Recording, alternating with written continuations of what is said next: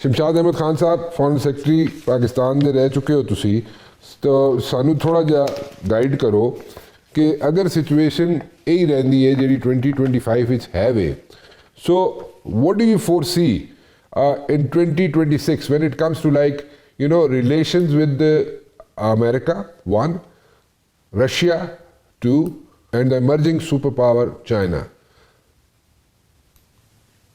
जी, ऐसा है कि किसी भी मुल्क की खारजा पॉलिसी का ताल्लुक एसेंशियली होता है उसकी अपनी अंदरूनी स्ट्रेंथ पर, because foreign policy is nothing but external reflection of what you are from within. जो कुछ आप अंदर से हैं वही आपकी फॉरेन पॉलिसी होती है। और अब आप इस पे अंदाजा कर लीजिए कि आप फॉरेन पॉलिसी के कॉन्टेक्स्ट में खड़े कहाँ हैं आज, because if we have to anticipate what's going to happen in 2026, so you have to look at yourself to determine where you stand today. तो मैं तो बहुत क्लियर हूँ, यानी I do not exaggerate things, but I have been basically associated with the whole history of Pakistan. I have seen Pakistan from August 1947 till today. और मैंने सब ऊंच नीच देखी हुई है, तो मैं उस हिस्ट्री में नहीं जाऊंगा। तो मैं ये कहूंगा कि चूंकि फॉरेन पॉलिसी का ताल्लुक वो होता है कि आप अंदर से क्या हैं, तो अच्छे वाकयात हुए हैं 2025 में। हमने बहुत बड़ी इंडिया को शिकस्त दी है और दुनिया में हमारी बड़ी पजीराई हुई है, और खित्ते में लोग, कई ममालिक अब हमारी तरफ देखते हैं हर लिहाज से। मुझे कोई वो नहीं है कि अगले साल हम कोई बहुत बड़ी कामयाबियां देखेंगे।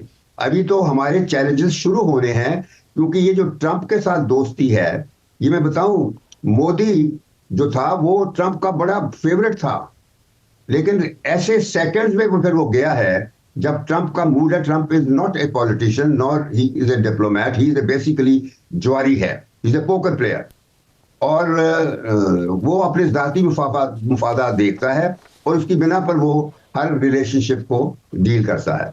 तो हमारा अभी तक तो बड़ा अच्छा रहा है माशाल्लाह हर लिहाज से, मगर ये चीज़ें आपको कोई मुस्तकिल जो होती है ना अच्छी पजीराई वाली सिचुएशन, वो प्रॉमिस नहीं कर सकती, बिकॉज सिचुएशन जो ट्रंप के हवाले से है, मसलन वो जो फ़लस्तीन में है हालात। अच्छा, दूसरा जो है ईरान के साथ उसके ताल्लुकात अच्छे नहीं हैं, तो फिर हमारे पास वही ईरान के साथ में कोई ऑप्शन नहीं रहेगा।